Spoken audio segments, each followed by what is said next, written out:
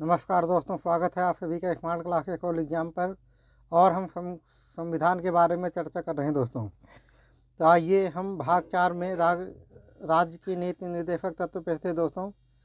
और आज हम चर्चा करेंगे आर्टिकल 43 खा की सहकारी सोसाइटियों का संवर्धन, राज्य सहकारी सोसाइटियों की शैक्षिक विरचना, उनके प्रशासनिक कार्यकरण, लोकतांत्रिक नियंत्रण और वित्तीय प्रबंधन का संवर्धन करने का प्रयास करेगा।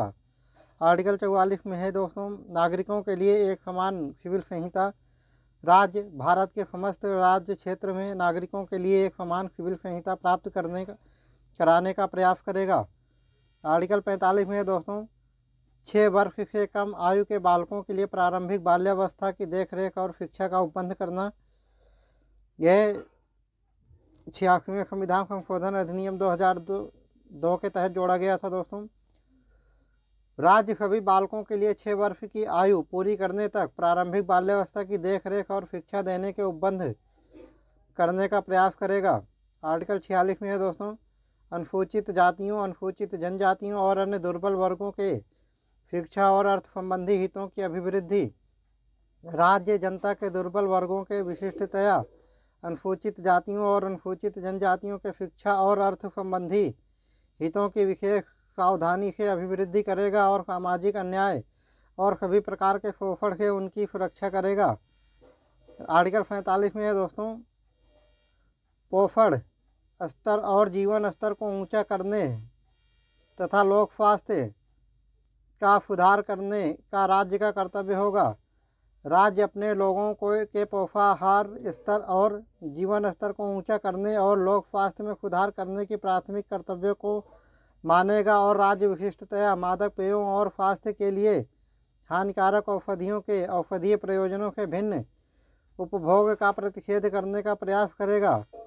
आर्टिकल 48 में है, कृषि और पशुपालन का संगठन। राज्य कृषि और पशुपालन को आधुनिक और वैज्ञानिक प्रणालियों से संगठित करने का प्रयास करेगा और विशिष्टतया गायों और बछड़ों तथा अन्य दुधारू और वाहक पशुओं की नस्लों के परिरक्षण और सुधार के लिए और उनके वध का प्रतिषेध करने के लिए कदम उठाएगा।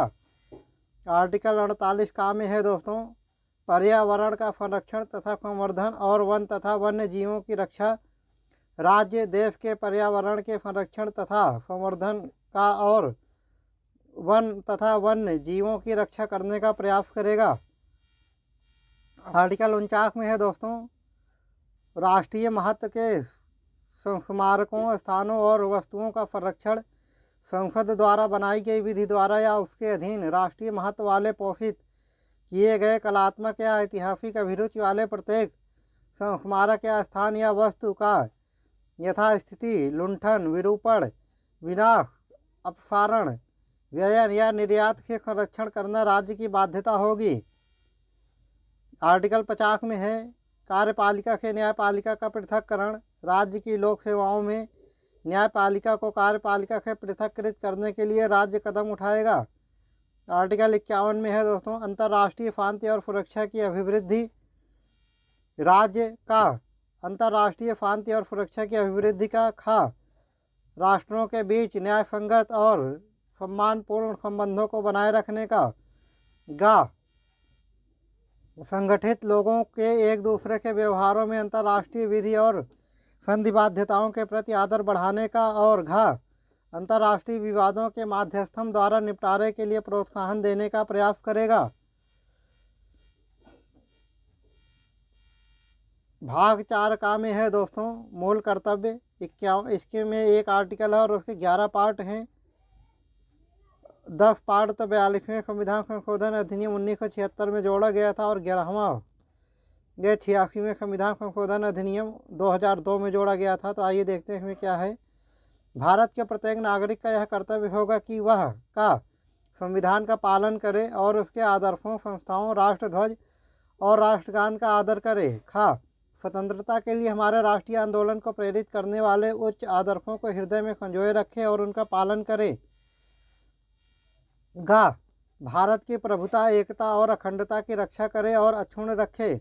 घा देश की रक्षा करे और आह्वान किए जाने पर राष्ट्र की सेवा करे। अंगा भारत के सभी लोगों में समरसता और समान भ्रातृत्व की भावना का निर्माण करे, जो धर्म, भाषा और प्रदेश या वर्ग पर आधारित सभी भेदभाव से परे हो। ऐसी प्रथाओं का त्याग करे जो स्त्रियों के सम्मान के विरुद्ध हो। 4. हमारी सामाजिक संस्कृति की गौरवशाली परंपरा का महत्व समझे और उसका परिरक्षण करे। 6. प्राकृतिक पर्यावरण की, जिसके अंतर्गत वन, झील, नदी और वन्य जीव हैं, रक्षा करे और उसका संवर्धन करे तथा प्राणी मात्र के प्रति दया भाव रखे। जा. वैज्ञानिक दृष्टिकोण, मानववाद और ज्ञानार्जन तथा सुधार की भावना का विकास करे। झा. सार्वजनिक संपत्ति को सुरक्षित रखे और हिंसा से दूर रहे। निया.